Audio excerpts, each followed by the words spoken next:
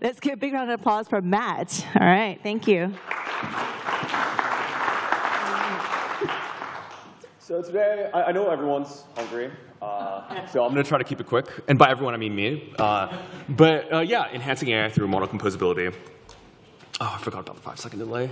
A little bit about myself. So I'm Matthew, one of the co-founders of Valence.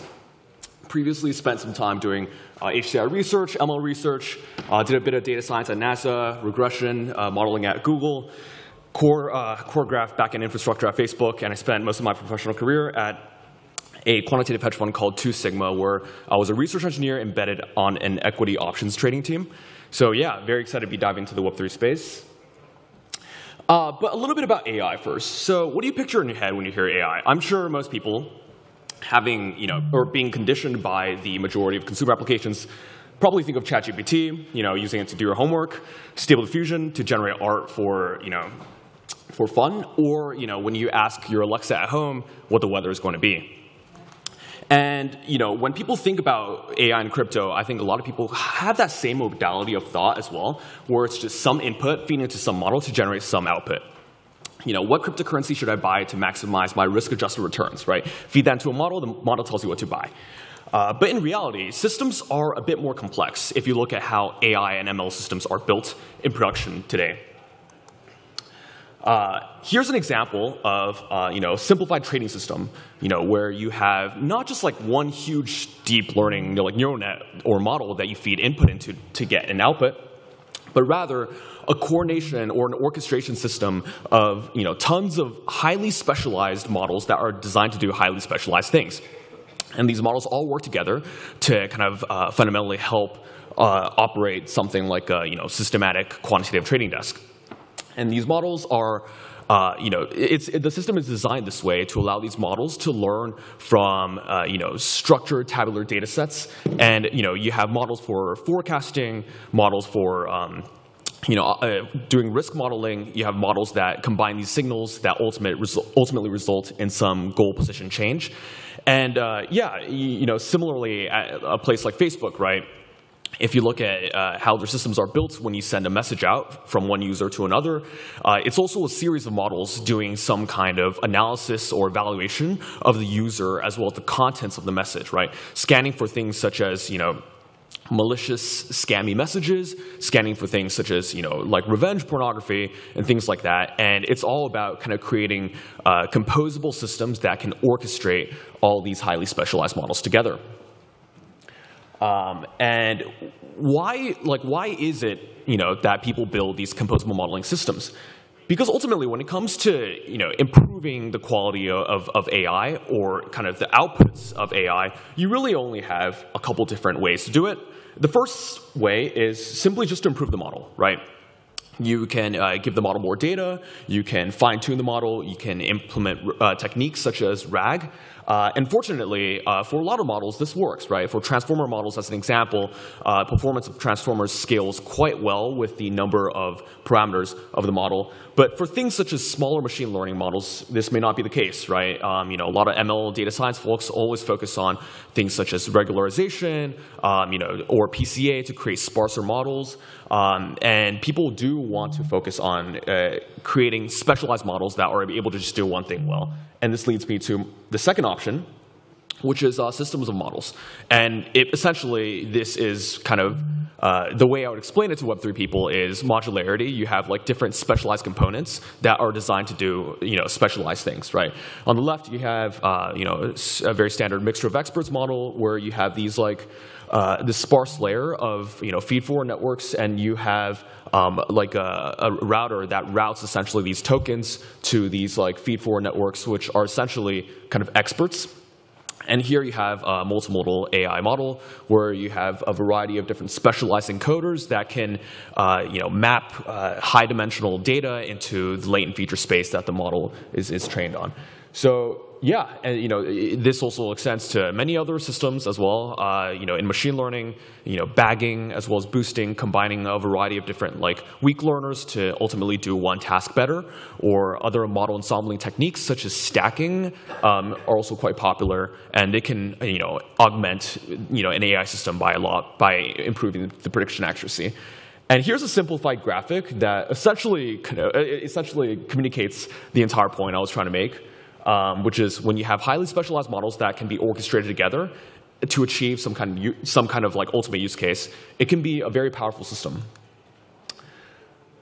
And next, we look at kind of how these systems are designed today. Right? In Web 2, you have proprietary systems with proprietary frameworks or proprietary frameworks on open source frameworks. But in Web 3, we don't really have a way of building this on the fabric of blockchains and open world compute. You can kind of plug open source frameworks into the blockchain, but then it becomes obviously centralized. The compute, the verification is no longer kind of on this decentralized network. And here at Valence, we think a lot about what do we need to do to actually overcome this barrier and build these similarly effective composable AI systems, but on the blockchain. So enter the first step that we are taking, and the first kind of mini product we're building to help us advance towards a vision where we are able to build these composable AI systems on-chain. And before I dive into what we're actually doing, why build this on-chain even is a very common question we get, right? And to answer that question, it's important to think about why we even have compute on the blockchain in the first place, which is it's this world computer, right? It's somewhat instant settlement of transactions.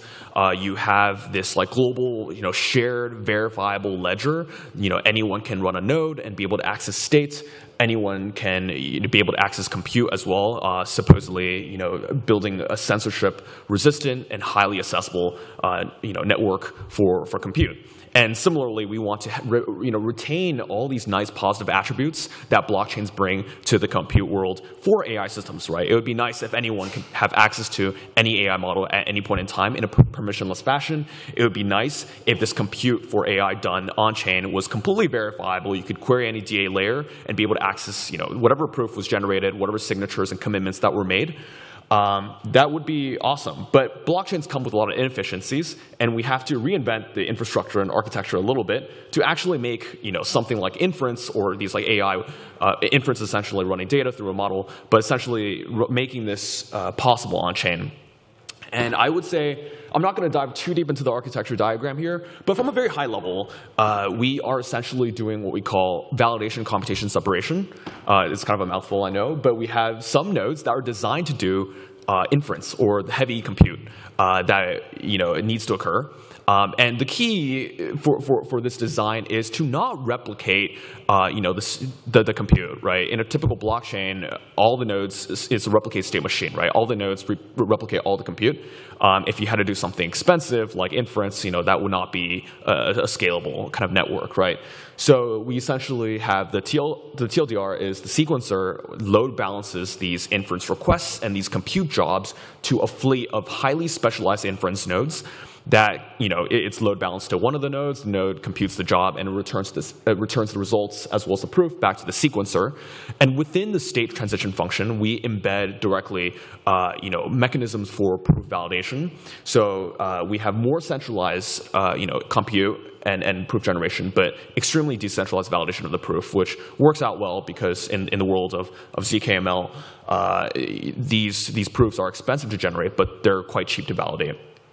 And one last thing I would like to note that I think is notable is we have this system that we call heterogeneous compute, which essentially means you can have many different types of node architectures for inference nodes. So you can have nodes that are powerful GPUs designed to run inference and generate ZKML proofs. You can have trusted execution environments like Intel SGXs designed to be this enclave for compute that then also makes a remote attestation that can be verified by all the nodes on our network to ensure that some code or some compute was run honestly on our network. And obviously the proofs and everything is persistent to the DA layer, or anyone can query it. So in addition to obviously just inference, you might imagine that there are a lot of things that will be important to running AI or model-driven workloads, right? You can't just jam raw data into a model and expect it to work a lot of the time. Feature encoding, pre-processing that data, doing things such as winsorization, standardization of the data, various forms of post-processing as well. everything you need, essentially, a toolkit for running anything related to modeling, to data analytics, and we want to bring more powerful compute on chain and allow more blockchain applications to take advantage of it. And ultimately, this is kind of about developing more sophisticated on-chain applications just so darn easy, right? In today's world, and what kind of led me to build this was, when I wanted to build an ML-driven application on chain, I realized just how difficult and how expensive it was. You have to kind of not just build the model and train the model. That's the easy part, but you have to have your own architecture for generating proofs, or you have to find providers that can generate proofs for you. You got to deploy on-chain contracts for validating those proofs. It's a very expensive and difficult endeavor that is also extremely multidimensional and multifaceted. But with something like Valence as an example, or the first kind of initial network we're going to publish, you could just you drag and drop your model, it gets uploaded to a decentralized file store, and you run a function on chain. And that's how easy it needs to be, right? It's like a Web 2 development experience where, from a model to ZKML secured inference, everything should be, done by our architecture, and you can get that working on chain in 5 seconds. And we think that's what needs to happen in order for people to actually develop smarter applications today. Now, a little bit about the framework. So I'm not going to dive too deep into this as well, but like I had mentioned, we make inference and all these kind of functions exposable directly from functions within smart contracts. So you can essentially take models, stack them together like they're AI Legos or ML Legos or whatever you want to call them, and just have them work composably within a smart contract. It's just multiple function calls, and you can customize your verifiability, whether you want a TEE remote attestation, whether you want ZKML to secure inference, or ZK-CRV, which is a form of optimistic ZK that we're pioneering. And yeah, all this works directly from your smart contract composably. Okay, 5 seconds. And we are also working on a framework for agentic systems as well. So my co-founder had previously worked on patented AI agent systems at Palantir, where you can use an LLM and deploy drones for war through an agent. And he's kind of building and pioneering this effort where we want to create a new agent standard that allows models and agents to interop with one another on EVM-based blockchains. So yeah, this is something very interesting we're kind of building to enable the multi-agent future. Obviously, you can't just have framework and infrastructure. You need the models to exist themselves as well, right? Taking a brief look at TradFi and how TradFi has done this, right? In the traditional, to some extent, quant finance world, we have all these existing primitives that essentially are building blocks of the models that exist today. That Jane Street, that 2 Sigma, that Citadel, all of these folks use, right? Ever since computers kind of became a thing in the 1900s, you have Eugene Fama and Kenneth French building the Fama French, and from the Fama French 3-factor model, you have the Fama French 5-factor model, you have the Carhart 4-factor model, using Garch models for volatility forecasting, which is a form of time series forecasting, Barra risk models as well. You have Harry Markowitz pioneering mean variance optimization for portfolio management. You have the folks at Morgan Stanley pioneering pairs trading. But you have all these primitives that were kind of driven by these researchers in this space, and they built out in the open and published a lot of research. And from the 70s all the way to the 90s, you really saw this explosion of modeling primitives for finance. And similarly, we kind of want to instigate this Cambrian explosion of modeling initiatives and efforts being done for Web3 as well, and create all these primitives that can be extremely useful for decentralized applications. Dynamic fee calculation for AMMs, right? Risk modeling for adjusting LTV ratios and lending protocols to prevent bad debt accrual. Deepen reputation models for validators as well. There are tons of different initial primitives that we are very interested in researching. But it wouldn't be interesting if I just kind of threw these things at you. I'm sure you guys see all these AI agent powerful use cases all the time, without actually diving into something we have actually done. So, we got a grant from Uniswap, and one of the things we're working on is building dynamic fee models for AMM swaps. Without diving into the details, you want to quote higher fees when the market is volatile, and you want to quote less fees when the market is less, because that's how existing market makers quote. But more importantly, when there's a lot of volatility, it's harder to price an asset, and you have a lot of arbitrage flow that arbs against these AMM pools, which results in impermanent loss. And when there's like no volatility, nobody wants to trade on Uniswap and pay 30 bips when they can go to Binance and get 10 bips, right? So this is like something very powerful that we're kind of working on internally for research, one of many different initiatives that we have.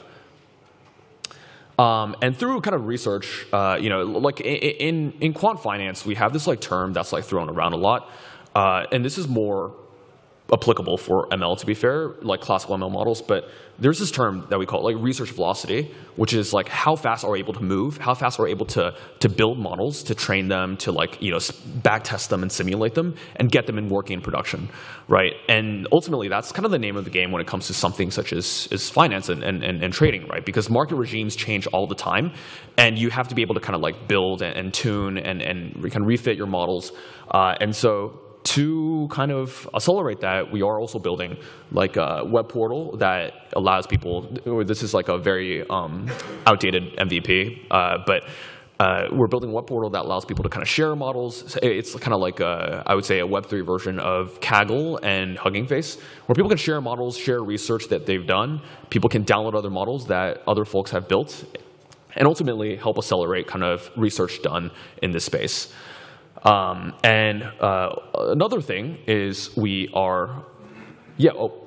this is like what could potentially be done in Web3, and these are, I guess we have multiple of these kind of in play right now, building data pipelines to create structured tabular data sets, training and building our own models, and we're working with some other teams to build some of these things. And that leads me to this research collective that we're forming. We have a small group of other DAI projects that we're currently, it's just focused on building modeling primitives. Kind of the Uniswap effort is one initial kind of use case that we're doing. We have a couple other folks interested in pioneering kind of modeling for other verticals within Web3. So if you guys are interested in either contributing to building more of these models, or if you guys are interested in being a consumer, if you want to build a dApp that depends on some of these models, please do come and talk to me afterwards. But yeah, so kind of going back to the very initial example of how most people think of AI as, hey, some input goes into some model that produces some output, right? This is what composability can enable for Web3, right? And instead of just having like one model generate some output, which might not be very accurate, you can have all these specialized models be very good at doing highly specialized things, right? Models that manage idiosyncratic risk, models that manage systemic risk, models that look at your portfolio and look at the correlation of asset returns to other to other assets you might already hold, to try to decorrelate the returns and ultimately increase your Sharpe ratio or whatever you're trying to optimize for. So yeah, that's it. This is my Twitter handle and our project's Twitter handle. Please do give us a follow. And also wanted to give a big thanks to the Near team and obviously Erica here as well for facilitating on the event. And we're very excited to be a part of it.